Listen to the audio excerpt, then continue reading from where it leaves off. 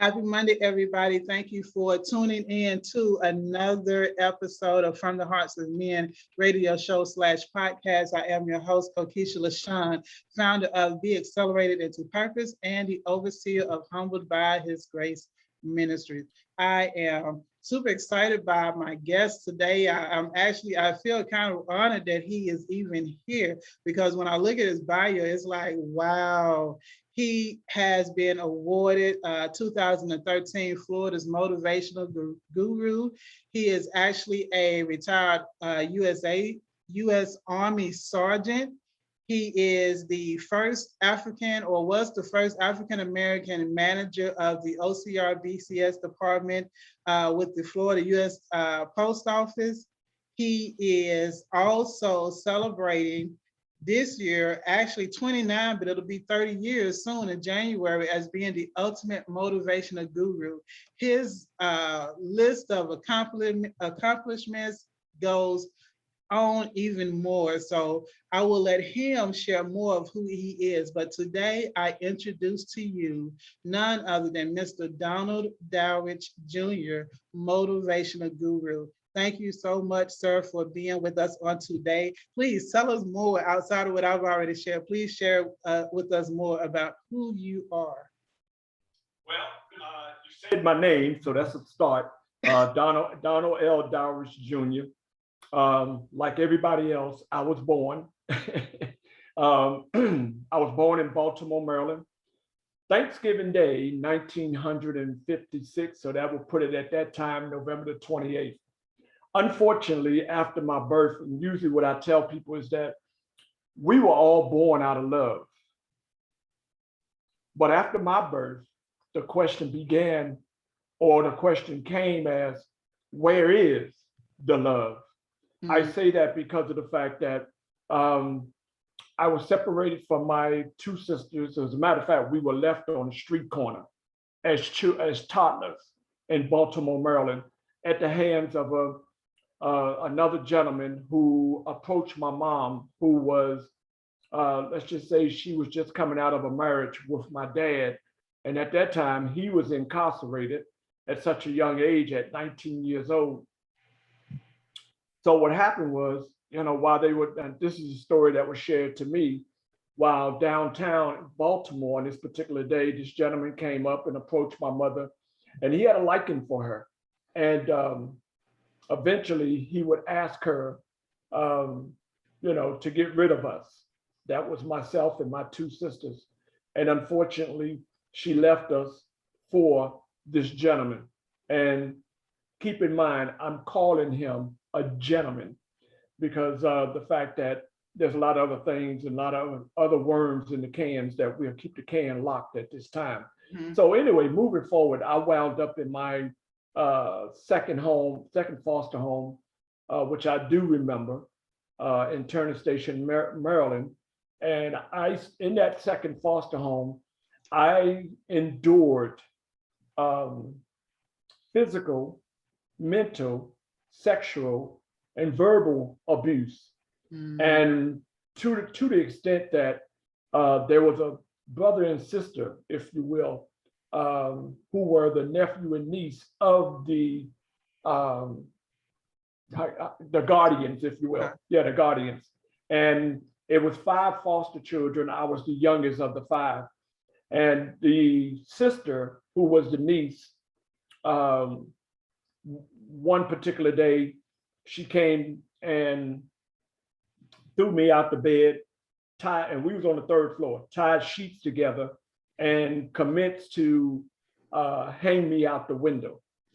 So you figure I was maybe about 6 or 7 years old where she was attempting to hang me out the window. The brother, like I said, he was a deranged lunatic because of the fact that his room was like right across the hall. And I mean, I was frightened of him. I was scared of him. And, like I said, at his will, he would drag me into his room and do what he desired, and then threaten me that if I told anyone, that he would kill me, he would do this and he would do that. And keep in mind, this is the 60s. This is not 2001. or the year 2000. This is 1960s. And when I say that, I emphasize that because of the fact that quite naturally, where we are today in our society, we have come a long way in reference to child trafficking, sexual abuse against children, Right. sexual torment, torment, abuse, or any kind of abuse against children, So, and as I remember, as I became a man, I was in the military, and I came home on leave, and I was probably about 21, 22 years old, well, 21, and I came home on leave, and I didn't come back to Tampa. I went back to Baltimore, and I went back to that community because I was looking for him. And I'll be honest with you, my intentions with my dress greens on and everything, I didn't care. My intentions was to get at him and to annihilate him, to wipe him off the planet of the earth. Mm-hmm. And one of the young men that was a kid at the time, when he saw me, he approached me, and back then they called me Big Daddy. And he said, "Big Daddy, look at you, man. Wow, you look good, blah, blah, blah," because I had my uniform on and whatnot. And I just asked him, I said, "Where's David at?" And that's when he told me at the time that David was killed. I said, "What?" He said, "Yeah, David wound up killing his wife.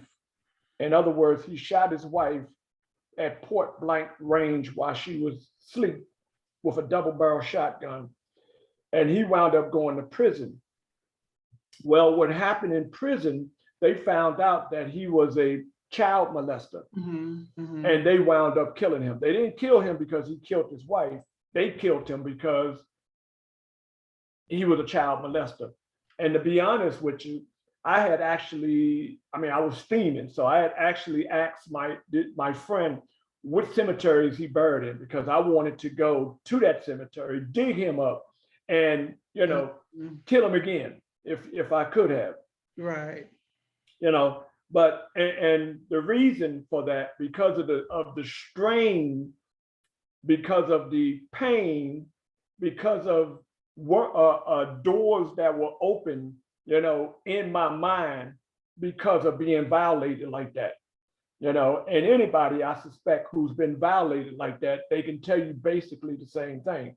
It's not so much about the physical abuse, the mental abuse, but it is about when you sexually abuse a child, the doors that you open and the pain that you leave that child with to walk through life with. And if that child cannot find her way in a definite positive way, well, that child, because of the hurt and because they really never talked about it and never found a solution, they'll wind up causing more injury to themselves as they walk down that path of life. So fortunately, and I will admit, that it really threw a curve in my life.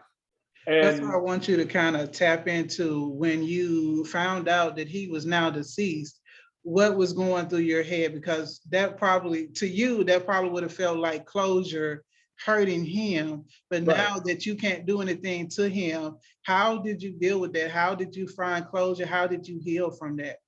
Well, I put it like this, it left a stain on me. But I had to, first of all, I talked to people. Second of all, psychiatrists. I found myself going to psychiatrists. And not only that, let me back up, because see, I jumped from that all the way to the military, but in between that time, I got to throw in what happened, going to my next foster home, going to my fourth foster home, where I was made to eat dog food for 9 months, where I was kicked down the stairwell, where I was kicked in my chest. And if you look at my forehead, you'll see there's two knots up there. Those two knots were given to me at the hands of my foster father in the fourth foster home, where he would actually pick me up. And as I come off the wall, he would commence to beat me in my face here with his fist until he burst the skin. How old was I? Maybe about 9 or 10 years old. Okay. And just running away and going to my social worker and complaining to her and crying to her and begging her to please move me. And she would say, okay, I'll take care of it. But she put me in the car and she takes me back to this home. The adults back then, as a child, you were forbidden to interrupt adults. Right. So they're in the kitchen and they're taking care of their adult matters concerning myself. And I'm sitting out there on the couch thinking to myself, crying, thinking to myself that they're going to move me from here. She's going to take me with her. Well, it didn't turn out that way because of the fact that she left, or when she put her hands on the door to exit the home, she told the foster family, so and so, don't worry, your check is in the mail. When she left and the car skirted off, they commenced to beat me again. The last incident with this family was April the 4th, 1968. I don't know if you know what happened on April the 4th, 1968. Well, we were in the midst of watching my favorite show, The Mod Squad. And one of the reasons that was my favorite show, because of the fact that Clarence Williams III, he was the first Black man who was starring in a crime drama primetime show. Mm-hmm. Not to take anything away from Bill Cosby, who had came before him with I Spy, but this was a different beast, if you will. Mm-hmm. So at the time, the program was interrupted by David Brinkley because of the fact that Dr. Martin Luther King Jr. was assassinated in Memphis. Well, I got upset. Now, keep in mind, I never heard of Dr. King, never heard of the civil rights movement, because of what I'm going through in my little life. You know what I mean? Whatever was going on outside the doors of where I was, where my domain was, I had no nature of it. Well, when it flashed on the TV and they interrupt the program, quite naturally, I got upset. And I started, acting out. Well, the foster father commenced to beating me, in such a fashion because I didn't know who Dr. King was. But, they took it literally to heart that this little boy, he's not giving Dr. King any respect. Well, if I would have known what was going on, Dr. King would have got that respect, So fortunately, I was moved from that foster home to my last foster home, which was my 5th foster home. And to be honest with you, the only thing I can say about this 5th foster home that threw me for a loop is that they had an outhouse. And if you had to go to the restroom, you had to go outside to the restroom in the woods. So, I mean, I'm 11 years old and I'm scared of, I done been beat down. So I'm just a scared little kid. And now you want me to go outside in the dark to go to the bathroom. You see what I'm saying? How much pressure y'all gonna put on a little boy? You know what I mean? So August the 16th, 1968, I was informed that my biological father, Donald L. Dowridge Sr., was coming to get me out the foster home. He had got remarried to a young lady who had 4 kids and they had one together, so that's 5 kids. Well, once my dad took me to the South Bronx, and from August the 16th, 1968 to say October of 1974, it was torture. I sit before you today with 3 knife wounds on me. I also sit before you today with a big scar on my knees or on my leg, where my biological father took the cord from the iron, cut it, and then peeled it back so the cores of the wire could be shown. And he commenced to beat me with it. And he told me, you ain't S. I hate you. I should have left you in the foster home so they can continue to do what they were doing to you. Quite naturally, that hurt. Where did that lead me to? Well, quite naturally, it led me to the streets of the South Bronx, where I joined a gang. My name was Junebug, and I have more scars on me from being in a gang called the Black Spades. At 13 years old, I found myself in a place called Rikers Island. I don't know if you ever heard of that. All right. I found myself in Rikers Island. Then the judge moved me from Rikers Island to upstate New York to a place called Lincoln Hall. Lincoln Hall was a reformatory school for all boys at the time. Since then, it's became co-ed. However, after doing my time there, I come back to the Bronx, and I'm still faced with the same type of torture from my biological father. And I'll be honest with you, we in 1970, well, really in the 1960s, early 70s, we were not too far removed from the slave era.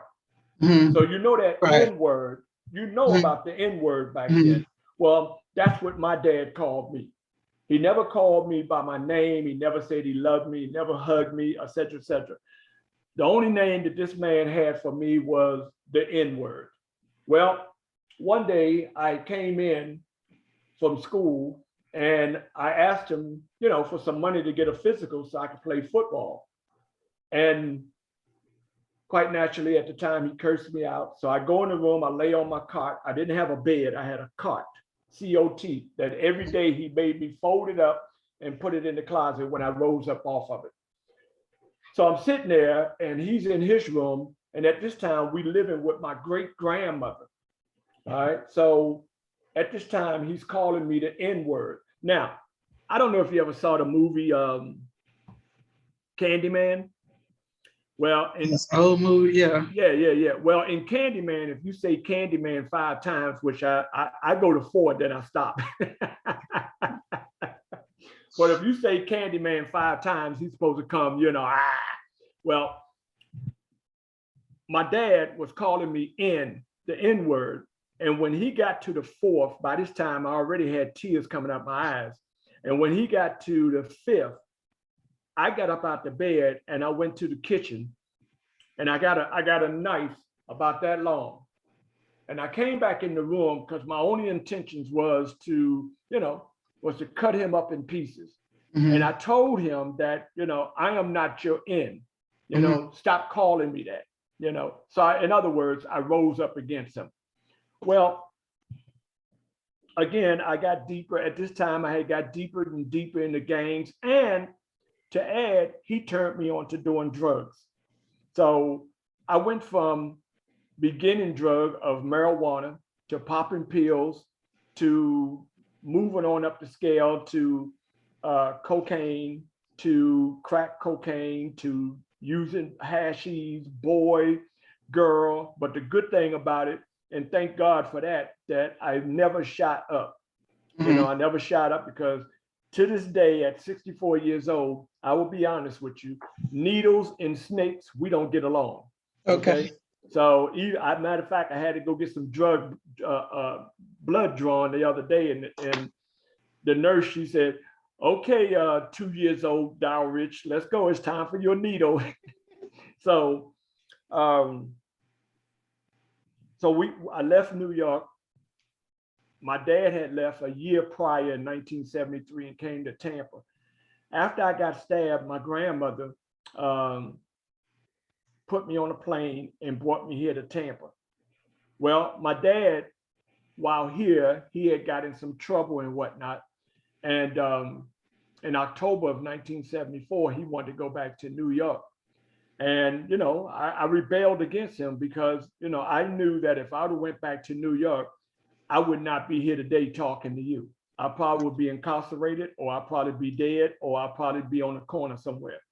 Well, because of the fact that I didn't want to go back to New York, he put me in, now I'm 17 years old, he put me in a headlock and he took out a fork and he commenced to stabbing me in my head here, all right? He did it 5 times. Now, please understand that to this day, as a matter of fact, prior to coming on air today, yes, I had to put medicine in the back of my head. I still go to the doctor for it. I still put medicine in the back of my head for something that was done to me when I was at the age of 17.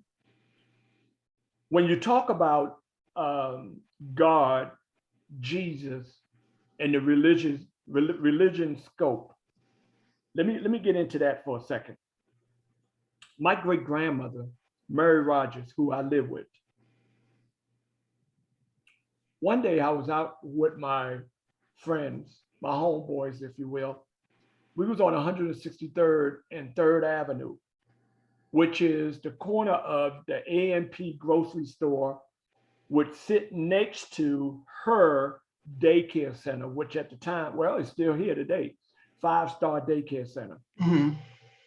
So while I was out there, she came along and she grabbed me by my ear. And she said, baby, you've been through hell. But if you find God, I guarantee you, when you die, there won't be a church big enough for everybody to come in and say goodbye to you. Well, under my breath, I told her to get the F off me, under my breath. I didn't say it out loud. Mm-hmm. But years later, I understood what she meant. Mm-hmm. To further that, on the night that I got stabbed, which was April the 26th, Friday night, her and I, we were watching Sanford and Son. We watched Chico and the Man. We had dinner, and our dinner, believe it or not, since you want to be real, our dinner was not a steak dinner. Mm-hmm. Our dinner was not ramen noodles. It was a baked potato and water. That was our dinner. Mm-hmm. And as a matter of fact, when she asked me to take her plate in the kitchen, which contained the peelings, if you will, from the potatoes, because she didn't believe in eating the peelings, I was in the kitchen in the dark eating her peelings. And she said, boy, I hope you're not in there eating that peeling. In a full mouth, I said, no, I'm not eating, which I was. So as I went to my room and I changed my clothes, I put on my gang outfit, black spades. So when I came back and I put my hand on the door, she asked me, she said, Junior, where you going? I responded by saying, none of your business. You sit there and you mind your business and you read that Bible. So she responded by saying, don't talk about Jesus like that. So I said, you know what? The next time you see that Jesus, you tell that fool to give me my $5. And then I walked out the door, Well, 4 hours later, that's when she got the call that I was in intensive care at Lincoln Memorial Hospital. I had got stabbed by a rival gang. So in other words, a gang fight had broke out. Mm-hmm. And I'll never forget laying on that gurney, if you will, or laying on that bed. I was 17, I'm 64 now, but I'll never forget what that doctor said. The doctor came around to the front, and keep in mind, I was high, I was drunk, but he said, son, you better thank God, because there is a God, because you're not supposed to be here. Mm-hmm. You're supposed to be dead, because that knife came that close, a centimeter, to hitting a major artery. Mm-hmm. If that knife would have hit that major artery, you'd have been gone. That would have been the end of you right there. So he said, you better thank God for that. And another thing, you need to think the way your body is built, because that helped as well. Well, they took me, I remember going up to the room, and I don't remember anything else from there. So when I came to, it was 2 weeks later, I was in a coma. Wow. And when they released me from the hospital, I had no one to come and get me. So I had to walk home because I didn't have any money either. And I was in tremendous pain walking home. But as I sit, matter of fact, next to my bed where I sleep, there's a big picture of my grandmother. I know she prayed over me because she knew, what I had went through. And this is not to take away anything from my siblings because they were in the foster homes as well. However, they did not endure the type of abuse that I endured. When you look at it, I am so blessed because of the fact that I know that CNN could have had another news story because of what I could have perpetrated on society because of what had been done to me. Well, I had been told coming along to find Jesus, that I need Jesus in my life. Well, quite naturally, you know, me living in Tampa and my dad gone back to New York. So I really had no family here. I was basically here by myself. And I was living in a hotel. I had dropped out of school. I was going to school, but I rolled up on the dean because I didn't like him. I rolled up on him and I put my finger to his head and I threatened to blow his brains out, you know, because I didn't like him. And he was a black man. Keep in mind, he was a black man. I did play on the football team. I love sports, so I did play on. I made sure I went to school just to play football. But I will say that one of the things that helped turn me around was seeing my great grandmother laying in the casket and having a rush of just about everything that she told me in reference to her how can I prophesizing over my life. She was a Pentecostal. Okay, she was a deep Pentecostal. You know, she loved Jesus. She loved reading her Bible. She loved going to church. And keep in mind that, you know, she loved going to church so much that sometimes she would drag me and I would be sitting there like, or I'll never forget that we went to church in, matter of fact, we went to Malcolm X's church in Harlem, which was on Lenox Avenue, I think Lenox Avenue and maybe 124th or 123rd Street. I'm sure you heard of Luther Vandross. Now, this is before Luther, but later on in life, Luther did a video at the Lenox Lounge where I just happened to be visiting New York and I went there. But anyway, as this child going to church with my grandmother, one Sunday I told her, I said, Mama, I gotta go to the bathroom. I didn't have to go to the bathroom. I just looked old. I looked older for my age.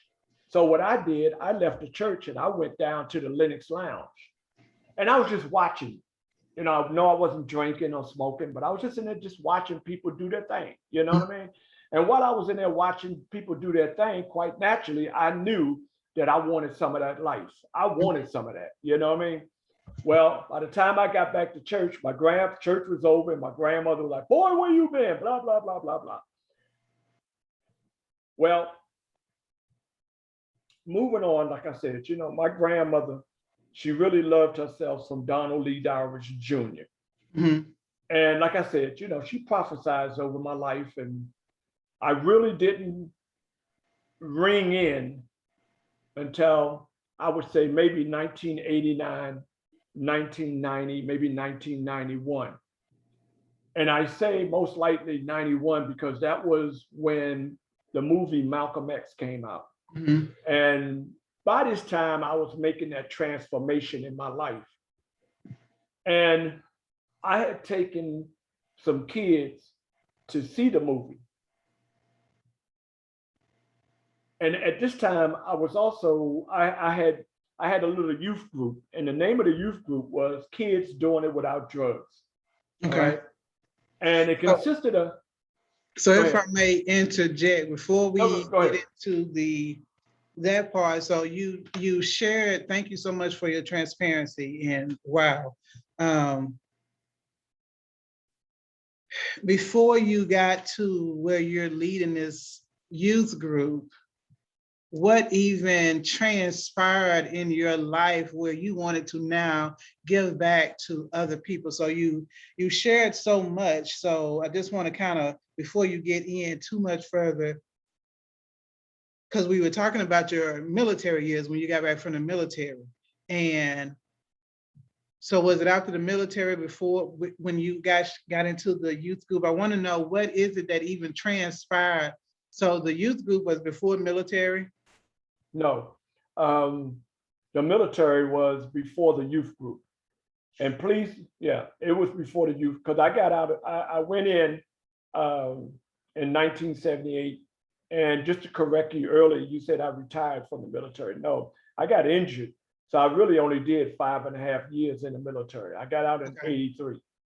And I'm gonna be honest with you, when I got out in '83 and I got with my family in Baltimore, because I didn't come back to Tampa, I went to Baltimore, and at this time I was married, had a child, but still, my marriage was on the rocks. But I wound up going to Baltimore, and there was no transformation. If anything, to be honest with you, it was one big party. It was coke, alcohol, and you name it. You see what I'm saying? And that lasted maybe about 6 months before I said, okay, let me get on back to Tampa. I came back to Tampa, and unfortunately, my wife and I, she divorced me, and I wound up moving in with another young lady, God bless her soul. She's gone, and living with her. We lived together for maybe about 1.5 years or maybe 2. And that was a drug inflicted, I'll just say drug inflicted relationship. I mean, we fought. As a matter of fact, I was working at a grocery warehouse, and I injured my leg, and I was in a cast, and I'll never forget, she was chasing me down the street with my cast on. And we had just finished watching the movie Scarface. So we had really did some intake of coke watching that movie. Mm-hmm. And I only can think that I really got on her nerves, and she chased me down the street. And our relationship came to an end because of the fact that I was employed at the post office, and what they would do at the time, they were doing these unannounced drug busts, unannounced what you call urine tests and what have you. So I said, okay, I can't afford to lose this job. You know what I mean? It was like the best job I ever had in my life at that time. So I knew that, my drugging, and not only that, I had did so much cocaine that one Saturday morning I woke up and my heart felt like it was coming through my chest. Mm-hmm. And at that time I said, Lord, if you just let me live through this, I promise you I won't touch cocaine anymore. Well, I didn't touch the cocaine, but I went on to crack cocaine,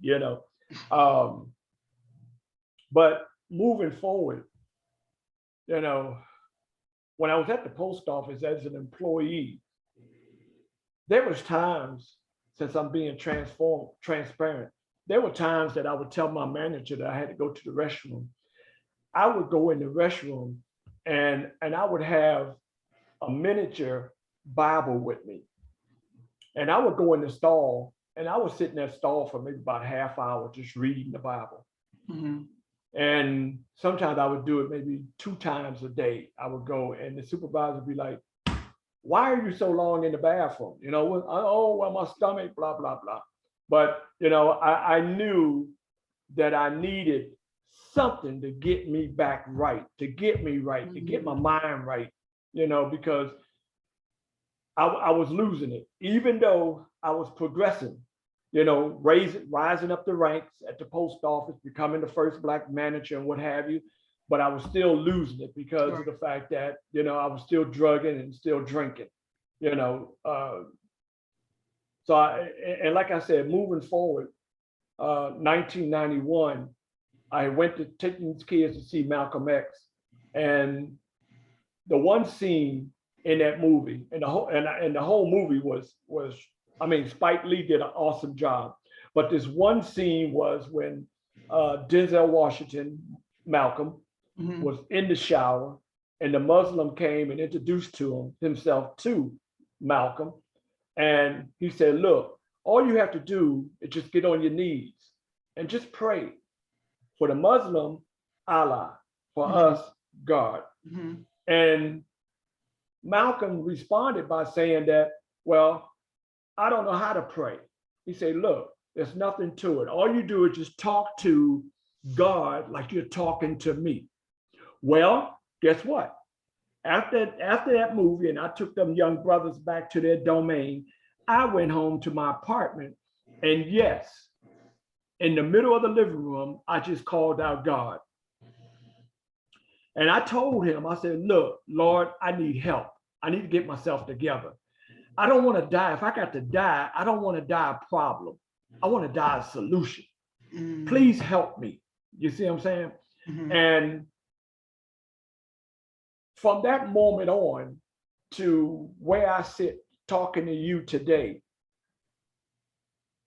my life, thank God, my life has been one tremendous ride. If there ever was a red carpet ride, I have been riding on it.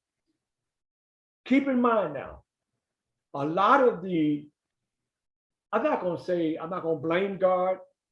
I'm not going to blame anybody else. I'm going to blame me because I take on the responsibility.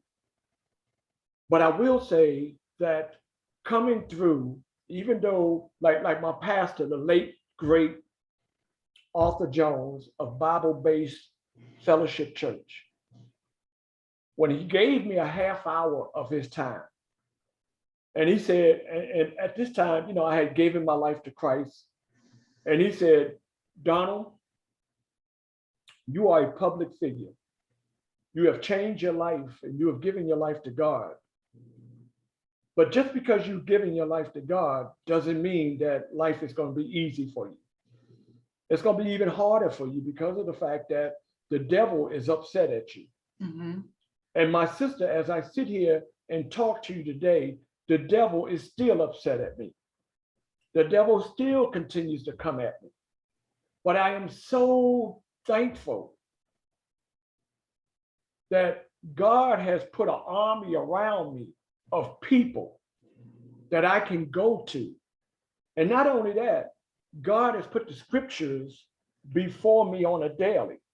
Not only that, is when I get weak or feel like I'm about to fall, I can call on him.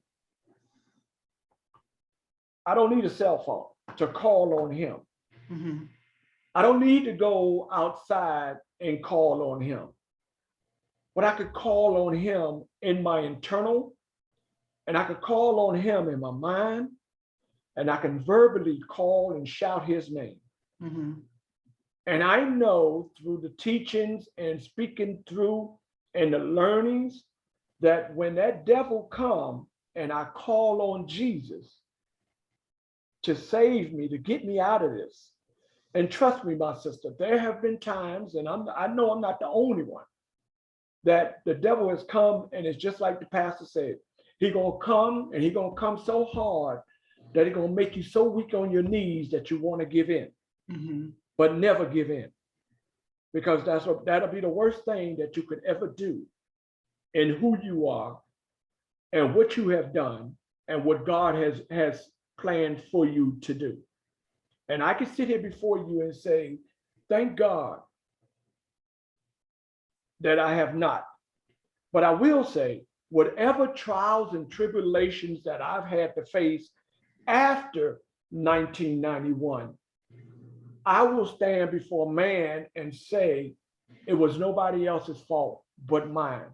And one thing that I've learned of being a man, and more so being a Black man, more so being a strong Black man, is that responsibility is something that must be owned. Right. So I have no qualms about admitting when I'm wrong, when I falter, or when I fall. So I have been blessed through the grace of God.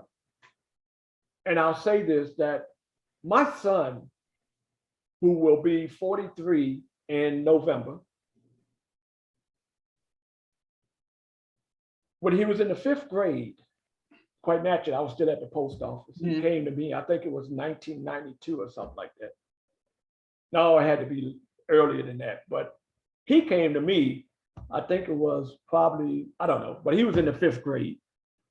And he came to me on a Thursday and he said, "Dad, would you come and speak to my class?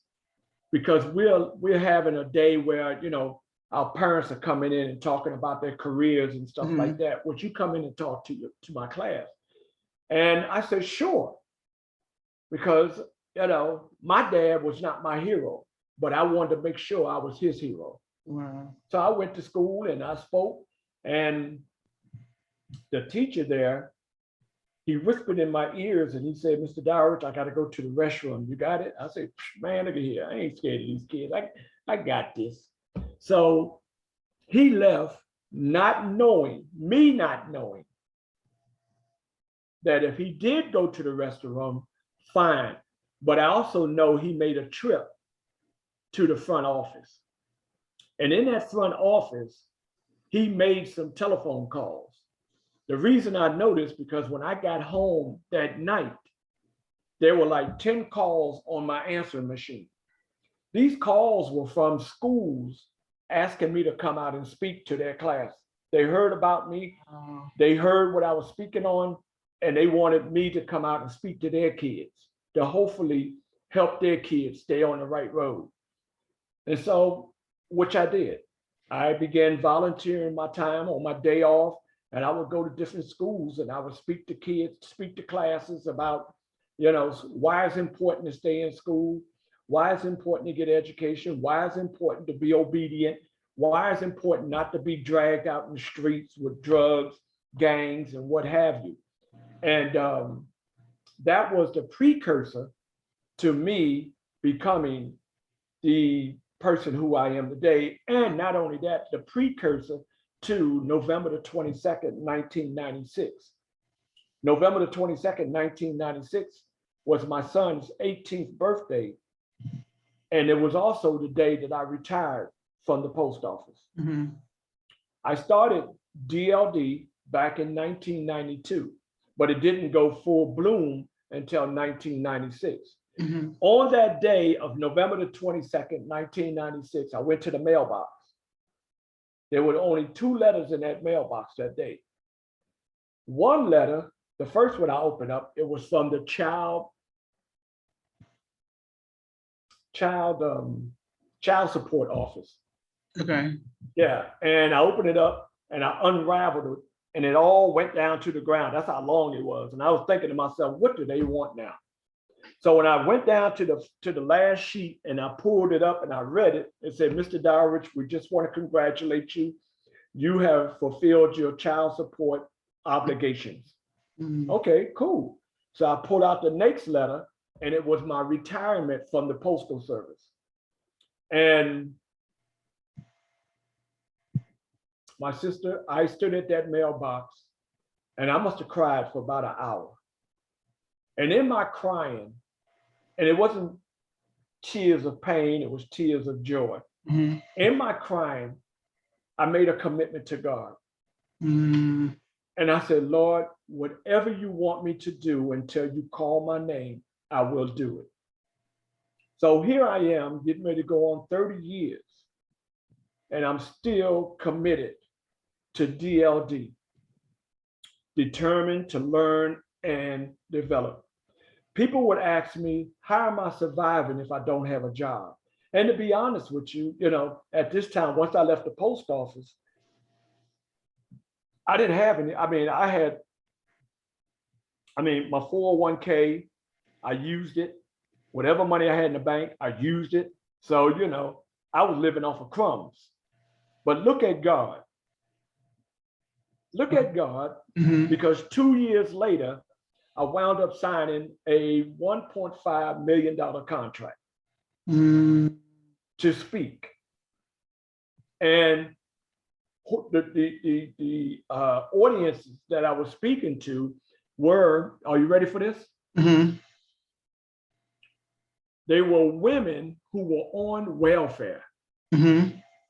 And this is when President Clinton was, well, Bill Clinton was president, Mhm. and he came out with the sort of kind of like the welfare to work program. Mhm. And I did this program in St. Petersburg. And at this time I was also recruited to become a vendor with the school system here in Tampa, which next month I began my 22nd year as a vendor with the school system here in Tampa. I also wound up signing a contract with children and families. Mhm. You know what I mean? To work, to train the staff, to train the clientele that come through the doors. Wow. I did that for 4 years, which netted me $1.5 million. I speak on the $1.5 million not because of the fact that it made me financially rich. That had nothing to do with it. But the $1.5 million allowed me to help the underprivileged. And that's what I did. I mean, I don't have the finances now, but that's what I did. I used a lot of that money to help those who were underprivileged, who could not see their tomorrow, who could not, because see, my initial prayer when I got that contract, my initial prayer was, Lord, I could speak to billionaires and I could reap in billions of dollars. But Lord, I want to use my gift that you've given me to help those who are still going through what you pulled me out of. Wow. And to this day, I still do that. I make it a point to pour my heart into what I do. I live good now, but I don't live good because I put all my emphasis on how much money I got in the bank. I live good because I allow God to come in and control the life that I live. Mm-hmm. You know, like they say, you know, and one of the passages is like, don't worry about what you're going to eat. Right, right. Don't worry about how you're going to be clothed. Don't worry about what you're going to drive. Don't worry about the finances, because when you're working for God, he will take care of all of that. Mm-hmm.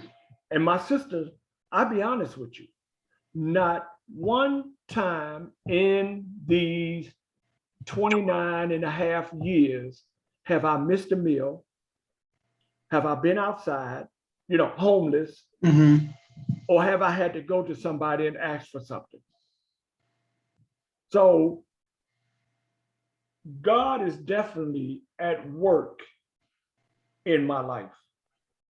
And I know that until my last breath, and I also know long as I continue to do God's will as much as I can, and please understand, I am human.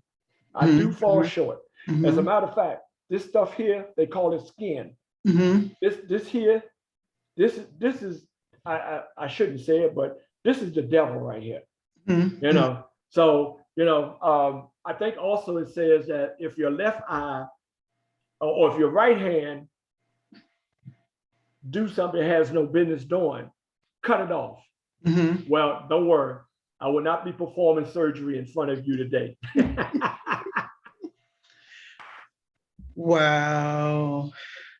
Wow. Mr. Dowridge, I just want to say, because we are pretty much at the end, but what you have, yes, that went by so quick. Oh man, that went by so quick. Wow, we could sit before you and listen for hours. I just want to say I appreciate you sharing again, just being transparent with what you've gone through, and I appreciate you sharing how God has changed your life and how you have just turn your life around to give back to others who are going through the same thing. I can't. So we're going to get to that in just a minute. So I hope that those of you who are listening have gained something. I know we are out of time, but you did give some nuggets on what changed your life and how, and your philosophy on life now and kind of your relationship with God. So with that being said, just real briefly, we got about 5 minutes. Briefly give one nugget for the guy who may be listening that has endured the abuse, that has endured the identity crisis, that has gone through these things, and they're at that point in their life where they feel like, there's nothing for me to do. I don't know what I can do. For briefly speaking to the life of that brother that may be listening, who has gone through or in the midst of that right now, to lift them up out of that. You know, I will say this, that I had to come through in myself suicide attempts. I had to come through self-pity parties. I had to come through nobody loved me. I had to come through. And what I would tell anybody that is suffering through something similar to what I went through, please understand that on the day that you were born, the world stopped and gave you a standing ovation. Why did the world stop and give you a standing ovation? Because please understand, inside of you, you have gifts, you have talents, and inside of you, you are loved.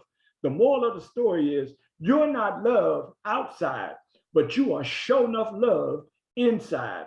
If you just turn within and see all the special miracles that lie within, and understand that when you look at you in the mirror, that you see you, the handsome man, you see you, if you're a woman, the beautiful woman that has something to offer to life, to society, to generations. But first and foremost, one must start to understand that within you, you do have the power of being a winner. And no, even though I am a motivational speaker, okay, fine and dandy, but I'm human first. And I do understand in the midst of me being human first that I know that I had to overcome those hurdles that were placed before me as a challenge to see if I can pass the test of this thing called life. And please understand, the hardest lesson I found out in this coming through is that life don't care about you, me, or anybody. Testimony is, I love Michael Jackson. But on the day that they had Michael laid up in that gold casket, did the world stop? No, life continued on. And that's what we have to do. We have to pull up the bootstraps. You have to encamp yourself around people who love you, who see you, who know where you want to go. You have to share the things that hurt you, the things that hurted you, the things that hurt you now, so that you can get over the pain, agony, and defeat. Because the last thing you ever want to do is get to be an elder and say this number one saying. They say the Bible is a number one seller. The Bible is not a number one seller. This is a number one seller. If I woulda, shoulda, coulda. Number two on the list, I regret. And we all have regrets. I do. And I do have that if I woulda, shoulda, coulda. But the moral of the story is, I know that with the help of God, I could put all that if I woulda, shoulda, coulda, and those regrets behind me. So stand tall, move forward, be focused, and allow no one outside of your reach to stand before you or come into your reach and direct you into a direction that's only going to harm you, to belittle you, demean you, and kill you. Because the thing of it is that when they leave from harming you, that's going to cause you to go and commit something that, yes, if I woulda, shoulda, coulda, and I regret. So please understand, as I come to an end on this, you are special. What that spell? Special. Wow. I hope y'all grabbed all that. Wow. Wow, thank you so much, sir, for being my special guest on today. I am honored. I am very much appreciative. Before we leave, please share with us how we can get in contact with you. How can people, you held up 2 of your books. How can they order your books? How can they reach you, your email, website, all of that? Give us that information, how we can contact you. Sure. First of all, Kocysha, did I say your name Kocysha, right? Kocysha, Huh? Say it Kocysha, again. Kocysha. Kocysha. First Uh-huh. of all, I want to say thank you so very much from my heart to say thank you for allowing me to be your special guest today. And I hope whatever I said today from my heart, it made a difference in somebody, you and somebody who will see the show. How can you get in contact with me? Quite naturally, you can dial me direct because I've always got it with me, 813-394-5875, 813-394-5875. I have a website that is www.dldenterprises.org. You can order the books via the website as well. Also, I have a line of t-shirts. These are the DLD t-shirts that I'm wearing. All right. On the back, they have different messages. You can also go to the website and you can order them off the website as well. You can check me out on TikTok. You can check me out on Facebook. You can check me out on Google. You can check me out on LinkedIn. Also on Facebook, I have 3 different pages. One is Donald L. Dowridge Jr., which we didn't talk about, as Frederick Douglass. I travel the country as Frederick Douglass. You can also, you can also check me out on DLD Enterprises Facebook, and you can check out my personal Facebook, Donald L. Dowridge Jr. I'm also on Instagram. So just to cut all that short, all you do is just type my name in, Donald L. Dowridge Jr., on your internet, and whatever you want to know about, how you want to get in touch with me, it's all there, live in living color,